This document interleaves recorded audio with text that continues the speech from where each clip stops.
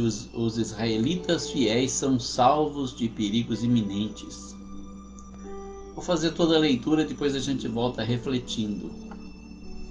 Depois destas coisas, vi 4 anjos que estavam sobre os 4 cantos da terra, retendo os 4 ventos da terra, para que nenhum vento soprasse sobre a terra, nem sobre o mar, nem contra árvore alguma. E vi outro anjo subir do lado do sol nascente, e que tinha o selo do Deus vivo, e clamou com grande voz aos 4 anjos a quem fora dado o poder de danificar a terra e o mar, dizendo: Não danifiqueis a terra, nem o mar, nem as árvores, até que hajamos assinalado nas suas testas os servos do nosso Deus. E eu vi o número dos assinalados, e eram 144.000 assinalados de todas as tribos dos filhos de Israel. Da tribo de Judá havia 12.000 assinalados, da tribo de Ruben 12.000, da tribo de Gade 12.000, da tribo de Azer 12.000, da tribo de Naftali 12.000, da tribo de Manassés 12.000, da tribo de Simeão 12.000, da tribo de Levi 12.000, da tribo de Issacar 12.000, da tribo de Zebulon 12.000, da tribo de José 12.000 e da tribo de Benjamim 12.000 assinalados. Agora há uma mudança de cena do versículo 8 para o versículo 9, onde aparece a visão dos mártires na glória. Depois destas coisas olhei, e eis aqui uma multidão a qual ninguém podia contar, de todas as nações e tribos e povos e línguas que estavam diante do trono e perante o Cordeiro, trajando vestes brancas e com palmas nas suas mãos. E clamavam com grande voz, dizendo: Salvação ao nosso Deus que está sentado no trono e ao Cordeiro. E todos os anjos estavam ao redor do trono e dos anciãos e dos 4 animais, e prostraram-se diante do trono sobre seus rostos e adoraram a Deus, dizendo: Amém. Louvor e glória e sabedoria e ação de graças e honra e poder e força ao nosso Deus para todo sempre. Amém. E um dos anciãos me falou dizendo: Estes que estão vestidos de vestes brancas, quem são e de onde vieram? E eu disse-lhe: Senhor, tu sabes. E ele disse-me: Estes são os que vieram da grande tribulação e lavaram as suas vestes e as branquearam no sangue do Cordeiro. Por isso estão diante do trono de Deus e o servem de dia e de noite no seu templo, e aquele que está sentado sobre o trono os cobrirá com a sua sombra. Nunca mais terão fome, nunca mais terão sede, nem sol, nem calma alguma cairá sobre eles, porque o Cordeiro que está no meio do trono os apacentará e lhes servirá de guia para as fontes das águas da vida, e Deus limpará de seus olhos toda lágrima. Aleluia, glória a Deus. Então nós encontramos aqui, no primeiro versículo, uma visão. João tem uma visão de 4 anjos que são destacados para se posicionarem nos pontos estratégicos da terra. Nos 4 cantos, ou seja, norte, sul, leste, oeste, cercaram a terra. E eles estão ali para reter os 4 ventos da terra, para que não haja vento, não sopre vento algum sobre a terra, nem sobre o mar, nem contra árvore alguma. Eu não paro de pensar no calor que nós estamos vivendo nos últimos anos, que muitas noites de calor não tem uma brisa sequer, né? Seria já o cumprimento dessa visão nos nossos dias? Aquelas noites que você que não tem ar-condicionado, que é pobre como eu, liga um ventilador, põe o ventilador perto do rosto e você dorme suando, o travesseiro molhado de suor, você vira o travesseiro e o outro lado vai suando também. E eu sou difícil para suar, tem que fazer muito calor para suar, mas eu fico imaginando, seria esse momento que nós estamos vivendo, porque nós sabemos que a igreja está prestes a ser arrebatada da terra. Não é possível, no meio de tanta corrupção, de tanto pecado, a igreja permanecer por mais tempo aqui. Quando nós lemos o capítulo 6 de Gênesis e vemos que houve uma corrupção geral no gênero humano, que o pecado chegou a cheirar mal nas narinas de Deus, a ponto de Deus dizer: eu vou destruir a terra. Comparamos com o tempo presente para ver o que está acontecendo, eu fico imaginando, porque sempre que a humanidade passou dos seus limites, Deus fez uma intervenção. Primeiro foi o dilúvio, depois foi Sodoma e Gomorra, e Deus nunca deixou de sustar a loucura humana, como está acontecendo nos dias atuais.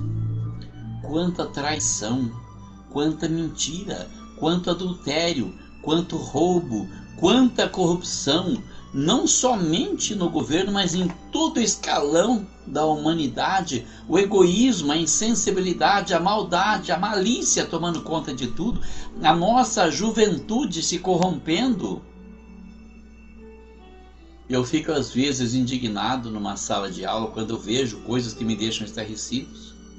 Eu lembro que quando eu era adolescente, quando era jovem, trabalhava na roça, e às vezes as pessoas de roça falam palavrão, e às vezes deixava escapar algum palavrão, e tinha alguma mulher, uma senhora ou uma menina, podia ser uma jovenzinha, elas simplesmente não aceitavam, elas se revoltavam, elas ficavam bravas, elas reagiam, porque elas exigiam respeito. Mas hoje o que nós vemos são as meninas falam mais palavrão do que os meninos. As meninas falam cada coisa que deixa a gente corado. E eu fico pensando, meu Deus, como é que aconteceu isso? Como é que chegou a tanta corrupção, a tanta podridão? Porque as pessoas acham normal. Elas acham normal falar os piores palavrões que existem. Acham que a coisa mais normal do mundo é a coisa mais natural do mundo. E quando se chega ao ponto de uma garota de 15 anos falar que não é cristã, me assusta, me deixa estarrecido, porque eu penso que Jesus está voltando e muitas pessoas se arrependerão de negar o nome de nosso Senhor. Mas acontece isso, os 4 anjos estão ali nos 4 pontos cardeais, retendo os 4 ventos da terra. Nem vento norte, nem vento sul, nem vento leste, nem vento oeste, nada.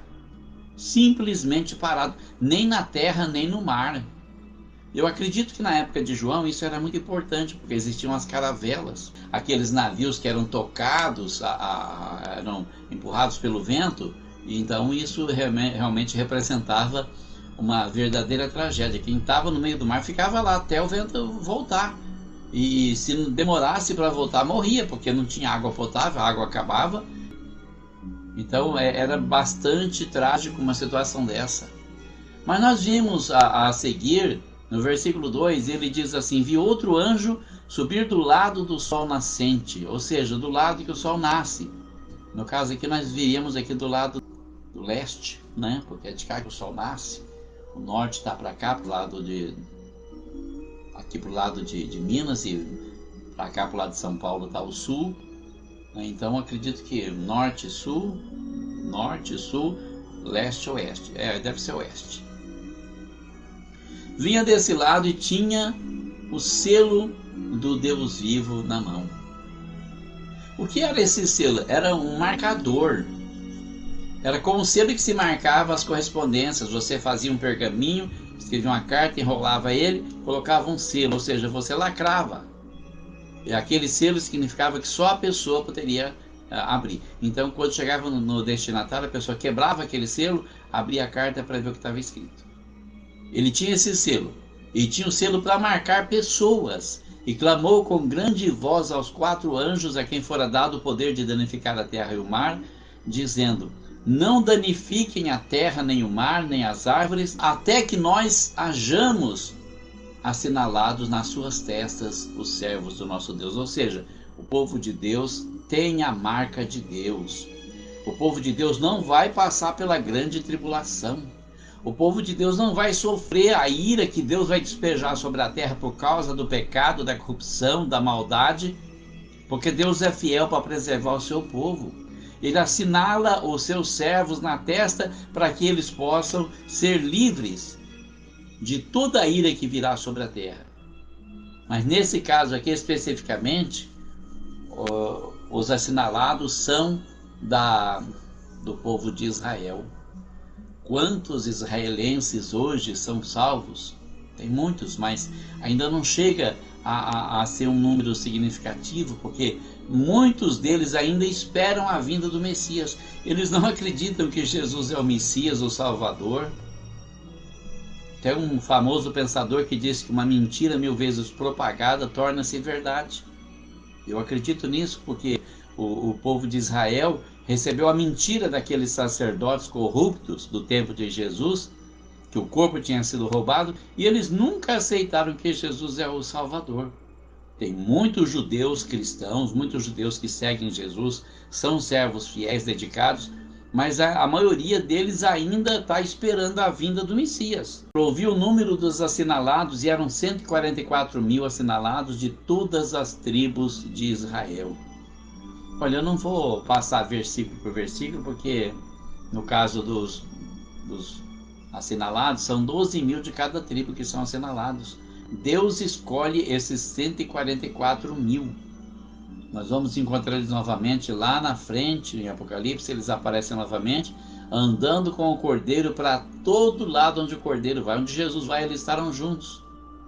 Porque eles mereceram isso, eles são os 144.000 escolhidos de Deus. No versículo 9, então, nós encontramos uma outra cena, é a visão dos mártires na glória celestial. João diz assim: depois destas coisas olhei, e eis aqui uma multidão que ninguém podia contar, de todas as nações e tribos e povos e línguas, que estavam diante do trono e perante o Cordeiro, trajando vestes brancas e com palmas nas suas mãos. Primeiramente, vamos analisar uma coisa aqui. A seita dos testemunhas de Jeová dizem que haverá apenas 144.000 pessoas que irão para o céu. Bom, quer dizer que nós não vamos para o céu então são 144.000. Então, se são 144.000, esses 144.000, eles são das tribos de Israel. Eu não sou israelense. Os testemunhas de Jeová também não são israelenses. Então, o que nós estamos fazendo aqui? Esperando o quê? Para que fé? Olha como a mentira, ela entra em contradição, porque quando João vê os salvos na glória, os mártires, aqueles que sofreram, não está falando de todos os salvos, mas apenas os mártires que vão passar pela grande tribulação. Ele diz que é uma grande multidão que ninguém pode contar. E de onde são essas pessoas? Então ele afirma: de todas as nações e tribos e povos e línguas estão diante do trono, ou seja, estão no céu. Não são apenas 144.000, porque essa grande multidão que ninguém pode contar, ou seja, não é só 144.000. Os 144.000 foram contados, são pessoas especiais, estão separadas. Mas essa grande multidão, não é possível contar de tanta gente que se vê ali.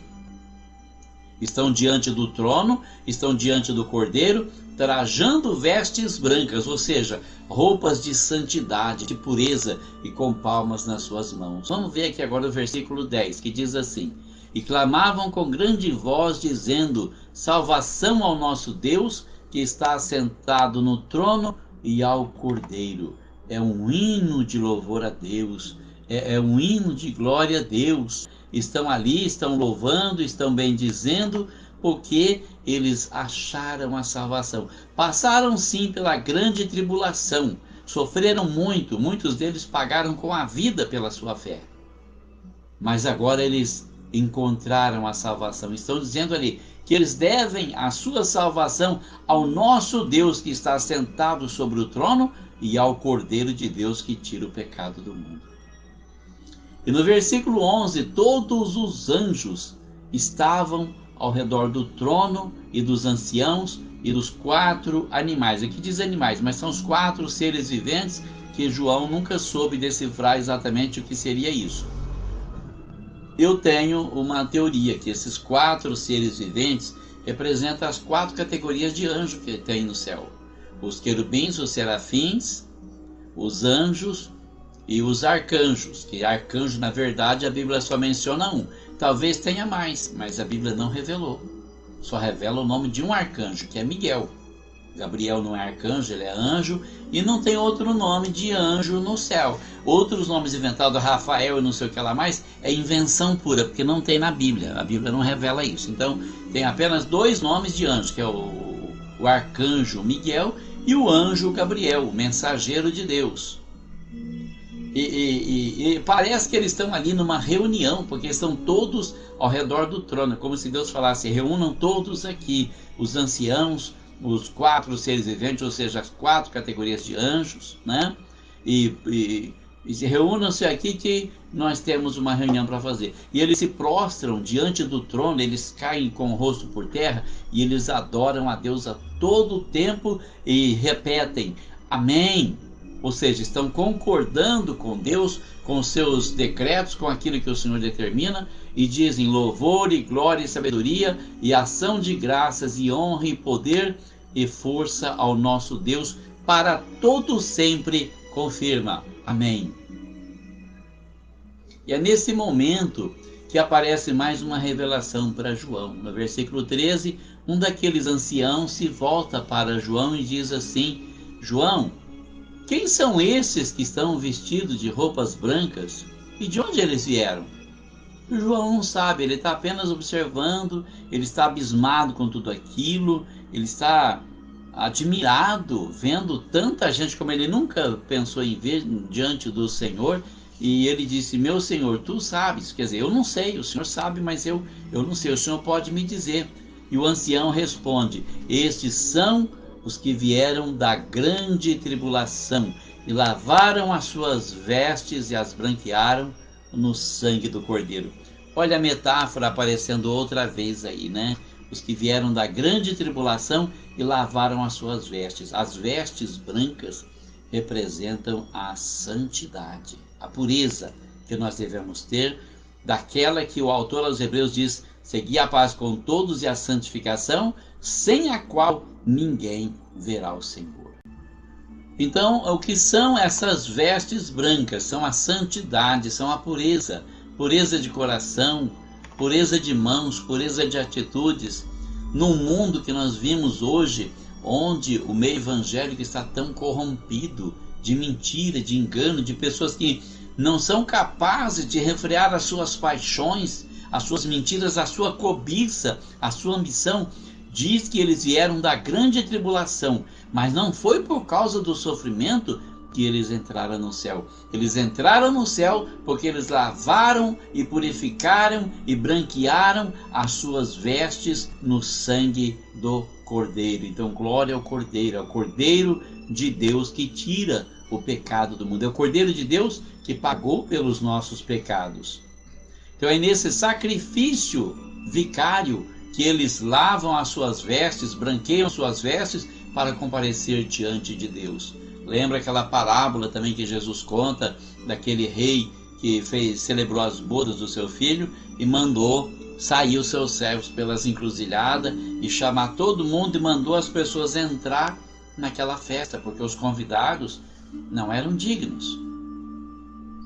E quando o Senhor da festa, passeando entre os convidados, encontrou um homem que não estava vestido com vestes dignas, ou seja, devia estar de qualquer jeito. Tem pessoas de qualquer jeito por aí, né? Tem pessoas que se vestem de qualquer jeito. Fala assim: Deus não se importa com roupa, Deus se importa com o coração. Mas se o teu coração é puro diante de Deus, você vai saber se vestir. Principalmente mulher. Mulher tem que saber que a veste dela pode fazer um homem pecar. Eu visto a roupa que eu quero, olha para mim, quem tem vergonha? Não é bem assim. Nós sabemos que o homem tem uma maneira de agir, a mulher tem outra. É instinto natural. Se o homem vê, se o homem olha, ele vê, ele peca. E o pior é que muitas vezes ele vê, ele sabe que é pecado, mas ele não consegue tirar o olhar. E tem mulheres que são bonitas que exploram isso. Esse espírito de Jezabel que fica seduzindo as pessoas a comer as coisas sacrificadas aos ídolos e se prostituir, se não na prática, pelo menos na mente, no pensamento, no olhar. que Deus vai cobrar, porque Jesus disse numa carta lá atrás que vai pôr ela numa cama, porque sabe que ela tem uma parcela na culpa desse pecado. O homem não é inocente, não. Porque o homem sempre pode exercitar a santidade, falar, não vou olhar, desviar o olhar, fugir da tentação. Nós temos o dever de fugir, mas se ela aparece diante dele, ele peca e ela é responsável também. Então cuidado com as vestes, porque não é só o coração que Deus quer, não, tá? Deus quer um coração puro, íntegro. E se você tem um coração puro, você vai evitar pôr certas vestes, sabendo que elas vão seduzir o olhar de alguém, vão levar a pessoa a pecar. Se eu faço uma pessoa pecar, estou pecando. Eu não bebo nada de álcool. Como é que eu posso vender bebida de álcool? Eu vou estar fazendo alguém pecar nesse sentido. E as vestes femininas é a mesma coisa. Se você não quer levar alguém ao pecado, não induza a pessoa, não seduza a pessoa. Santidade e temor diante de Deus. Então nós vimos ali que quando o senhor da festa encontrou aquele homem mal vestido, disse para ele, amigo, como você entrou aqui não tendo vestes nupciais? E o homem se emudeceu. Por quê? Por que ele se calou? Porque ele sabia que ele estava errado. Tem muitas pessoas que erram por inocência, nós não podemos julgar essas pessoas. Mas muitas pessoas sabem que estão erradas e pecam por prazer de pecar. A pessoa quer se sentir no auge, quer se sentir a melhor, então ela leva o outro ao pecado. Isso é um problema sério. Porque no dia da colheita você vai colher aquilo que você plantou. Pode ter certeza que se alguém for condenado por isso, você será também. Então vamos lavar as nossas vestes e branquear as nossas vestes no sangue do Cordeiro. Vamos nos vestir dignamente. Eu estou falando isso para as mulheres, mas eu sei que tem muitos homens que também se vestem de modo a provocar as mulheres. Ele vai para a academia, cria aquele físico, aquele corpão, e aí ele põe uma roupa colada para chamar atenção. Tem obreiro fazendo isso. Irmão, isso não é de Deus, não. Não é o Espírito Santo que está te inspirando a fazer isso, não. É o Espírito satânico. Você está sendo usado pelo diabo. Para com isso. Vista-se com decência, vista-se como homem. Seja um homem de Deus, seja uma mulher de Deus. Versículo 15 diz assim, por isso estão diante do trono de Deus e o servem de dia e de noite no seu templo. E aquele que está sentado sobre o trono os cobrirá com a sua sombra. Oh, glória a Deus, que proteção maravilhosa, não é?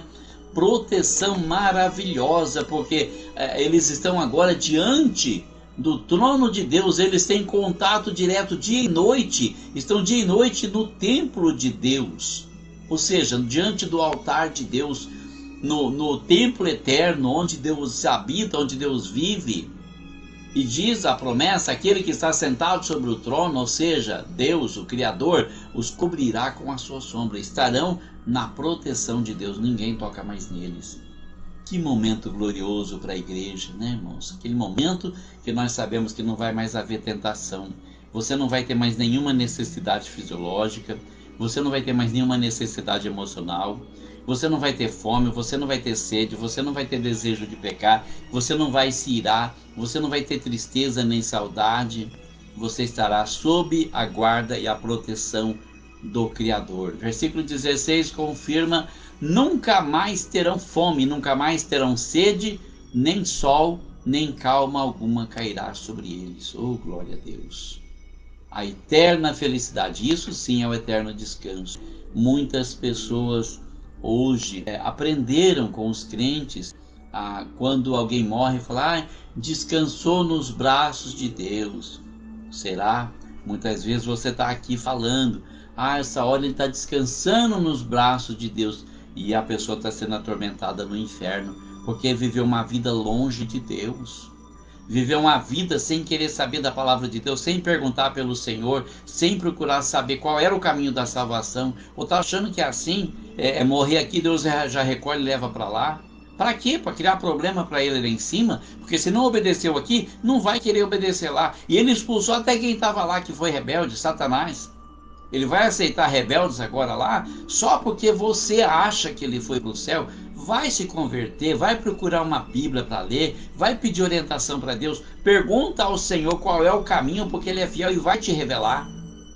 Encontre o caminho da salvação, ande por ele e você chega diante de Deus, porque se você não entrar por esse caminho, que é Jesus Cristo, o Filho de Deus, você não vai conseguir chegar a lugar nenhum, a não ser o inferno eterno. Versículo 17 diz: porque o Cordeiro que está no meio do trono os apacentará, ele lhes servirá de guia para as fontes das águas da vida, e Deus limpará de seus olhos toda lágrima. Oh, promessa gloriosa! Nunca mais haverá lágrima. Nunca mais haverá motivo de tristeza, de angústia, aquela angústia que muitas vezes corrói o nosso peito, porque nós não vemos solução. Você olha para frente, não tem solução, você olha para trás, não tem solução, olha para a direita, olha para a esquerda, você não encontra a solução. Porque a solução vem de cima. Deus limpará de seus olhos toda lágrima, mas para isso tem um tempo, nós precisamos ser aprovados. Mas Deus não sabe o que nós vamos fazer? Sabe antes de nós tomarmos a decisão, Ele já sabe o que nós vamos fazer. Então por que nos vem a aprovação? Para que nós tenhamos a oportunidade de honrar o Senhor com a nossa escolha. Deus permite que o inimigo crie situações em nossa vida que nos complicam. Depois o próprio inimigo oferece uma solução pecaminosa. E Deus está esperando que nós façamos a escolha certa. É hora de honrar o nome do Senhor diante do inimigo. Dizer para o inimigo: não quero nada de você. Nenhum pecado, nenhum prazer, nenhuma solução. Eu quero tudo que vem do meu Deus. Tem até aquele hino que fala assim: ainda que para te servir eu tenha que chorar. Porque Deus limpará de seus olhos toda lágrima. E o Cordeiro que está no meio do trono os apacentará. A palavra apacentar vem da palavra pastor, pastorear, cuidar, guiar. Hoje nós encontramos muitos pastores que não apacentam, eles apaucentam, não é? Eles querem tirar tudo que você tem. Eles te apertam tanto o caminho da salvação para você que nem eles vão conseguir passar. Apertam muito, quer tomar tudo que você tem, quer controlar sua vida, seus pensamentos, tudo. E tem alguns que são tão autoritários que eles não aceitam uma sugestão. Você vai dar uma sugestão para eles, eles falam: não precisa me dar pitaco. Não é pitaco, irmão, nós estamos caminhando junto. Estamos todos no mesmo caminho. Tenha um pouco mais de humildade, aprenda a ouvir o seu irmão, aprenda a ouvir, porque Deus pode estar usando ele para facilitar a vida para você mesmo. Não quer pitaco? Ah, você quer fazer, então a obra é tua. Não é de Deus, é da sua cabeça, porque você não aceita o pensamento de ninguém. Deus usa qualquer um, tanto o homem que está em cima do púlpito, como aquele irmãozinho que está com chinelinho de dedo no pé. Deus usa quem Ele quer, Deus usa quem dá lugar para Ele, para o Espírito Santo. E pessoas arrogantes não estão dando lugar para Deus. Deus não pode usar essas pessoas. Deus quer usar aquela pessoa que é simples e humilde de coração. Como Jesus disse em Mateus 11:28, aprendei de mim que sou manso e humilde de coração e encontrareis descanso para as vossas almas. É disso que nós precisamos. Precisamos aprender a ser manso, aprender a ser humilde, como Jesus era. Jesus ficou irado só contra o pecado, contra a hipocrisia, porque a hipocrisia tira qualquer um do sério, irmão. A hipocrisia tira qualquer um do sério, e Deus também se aborrece em ver tanta hipocrisia no meio daqueles que se chamam homens de Deus. E é por isso que esse livro foi escrito, para que nós saibamos que existe um pastor que nos apacenta. Chama-se Jesus de Nazaré, morreu por nós. Ele diz no capítulo 10 do Evangelho de João, eu estou estudando o Evangelho de João na segunda-feira, lá no capítulo 10 ele fala do bom pastor que dá vida pelas suas ovelhas. Que não é um mercenário, porque o mercenário não entra nem pela porta, ele vem por outro lado. O O que o mercenário quer? Ele quer ganhar dinheiro às custas das ovelhas. Mercenário significa assalariado. Mas aquele que é pastor, ele enfrenta o lobo para salvar a ovelha. Como Davi, que enfrentou um urso, matou um leão para salvar a ovelhinha da boca do leão e da boca do urso. Mas o mercenário, quando ele vê o lobo, ele foge. Por quê? Jesus disse ele foge porque ele não é pastor, é mercenário. Ah, peraí, tocou num ponto delicado. Então, quer dizer que o pastor não pode receber salário? Pode e deve, irmão. Se ele vive pela obra de Deus, ele deve receber salário. Mas essa não tem que ser a prioridade. A prioridade tem que ser a salvação das almas. Ele tem que estar preocupado em ganhar almas e não dinheiro. Ele tem que estar preocupado em levar pessoas aos pés de Cristo e não construir grandes monumentos, porque Jesus nunca mandou ninguém construir nada. Jesus não disse, olha, quando eu mandar o Espírito Santo, vocês saiam pregando e recolham dízimos e ofertas e construam um grande templo com vitrais coloridos, com caixas de som, e põem forro, e põem ventilador, e põem ar-condicionado, e contrata um cantor famoso que tem muito CD vendido para ir lá e cantar bonito para encantar todo mundo. Ele não disse isso. Ele disse, em meu nome vocês expulsarão demônios. Em meu nome vocês porão as mãos sobre os enfermos e eles ficarão curados. Ou seja, em meu nome vocês exercitarão a fé na palavra que eu tenho pregado, para que vocês conheçam o que é a obra de Deus. Já fez isso, irmão? Você já fez isso? Porque está cheio de pastores por aí que não sabem o que é isso. Quantos pastores estão pregando a palavra de Deus, ensinando a palavra de Deus como ela é, porque a pregação que Jesus fez, que Ele espera que nós façamos, é o ensinamento da palavra de Deus. Não é você fazer um curso de teologia, aprender a ser um orador. Não tenho nada contra a teologia, acho muito útil, mas algumas pessoas prevalecem disso. Aí ele chega lá, ele pega o microfone, faz uma pose bem bonita assim, e às vezes até aponta o dedo, e faz pose, e cruza as pernas de um lado, cruza do outro, poses ensaiadas para parecer que ele é um grande pregador. Mas cadê as almas? Cadê as almas? Cadê as almas que são salvas, que aceitam Jesus? Cadê as almas que são libertas do poder das trevas? Cadê o fruto da salvação que nós não estamos mais vendo? Porque as igrejas estão se corrompendo, estão pensando apenas em crescer, em criar nome, estão se estabelecendo na terra. Um dia desses eu saí de carro à noite, num domingo, e eu contei por baixo, cidade pequena tem 18 mil habitantes, contei mais de 50 igrejas. Cada igreja tem um nome diferente. E eu pensando assim, para que isso? E todas elas com uma caixa de som e alguém cantando lá, às vezes afinado, às vezes desafinado, e alguém pregando na caixa de som ali para meia dúzia de pessoas, 15 pessoas, 20 pessoas. E não tem ninguém pregando nas ruas.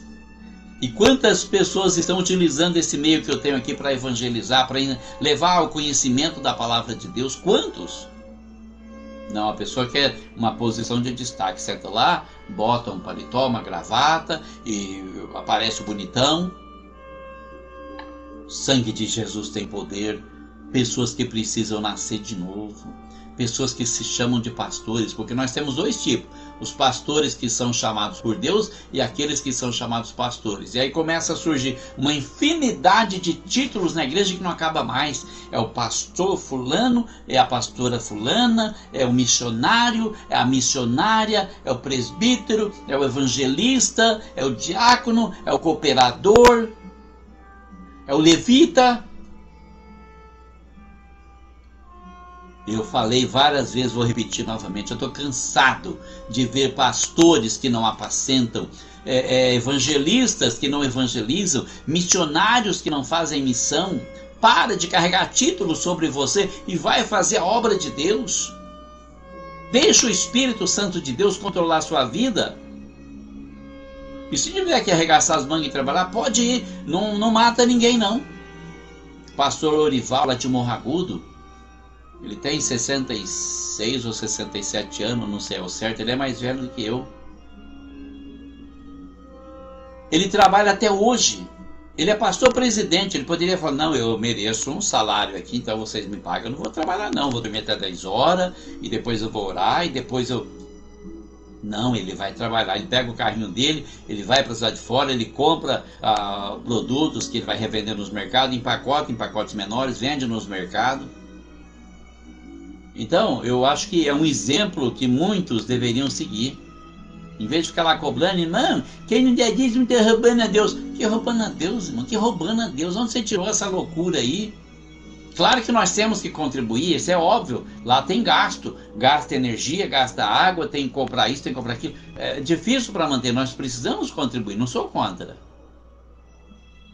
Mas isso não é prioridade, irmão. Prioridade é salvação de almas, é libertação de almas, almas oprimidas, pessoas que estão oprimidas pelo vício das drogas, pessoas que estão oprimidas em terreiros de macumba, que não encontram mais uma solução, pessoas que estão se suicidando porque não encontram mais solução.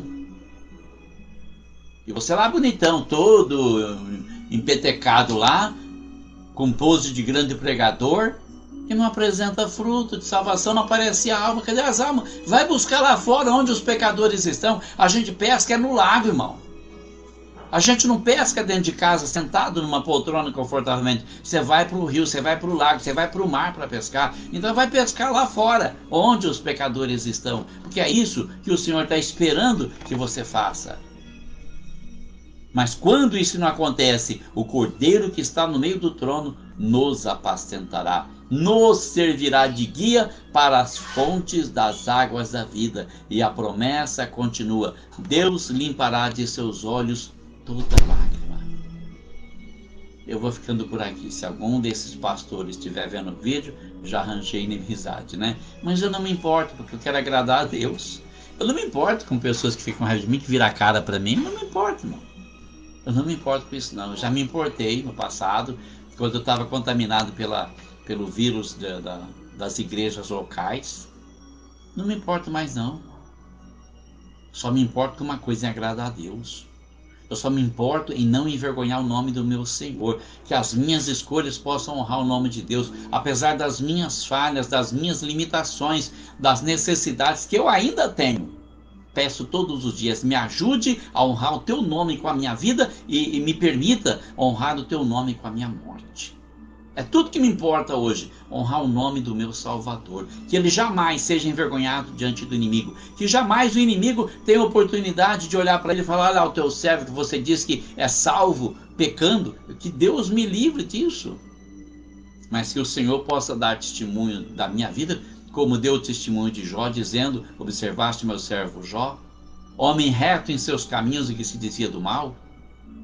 Que a sua ambição seja a mesma que a minha, e que a nossa ambição seja ganhar almas e edificar estas almas na fé da palavra de nosso Senhor e Salvador Jesus Cristo.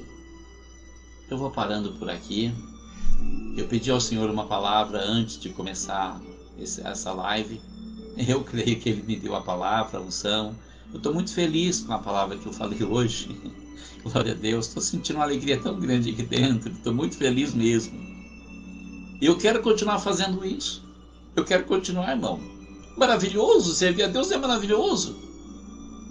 E eu fico pensando, hoje eu falei para o irmão Carlinhos lá dos Três Irmãos, que é um grande homem de Deus também.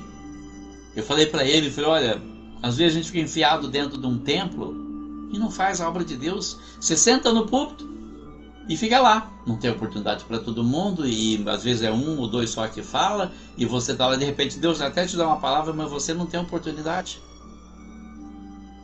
E olha só, eu saí dali, o que está acontecendo? Deus está abençoando.